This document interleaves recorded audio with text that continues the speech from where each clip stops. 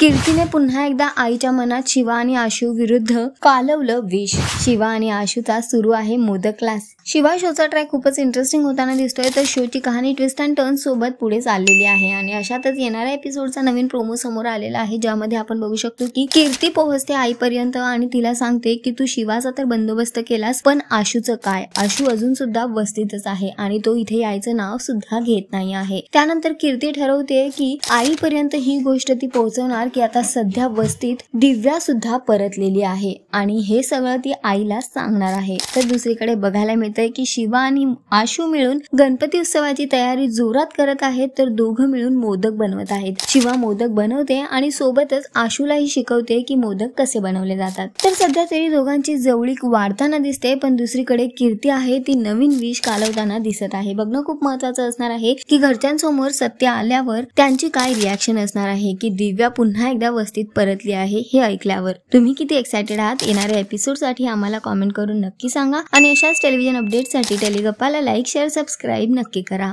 नमस्कार।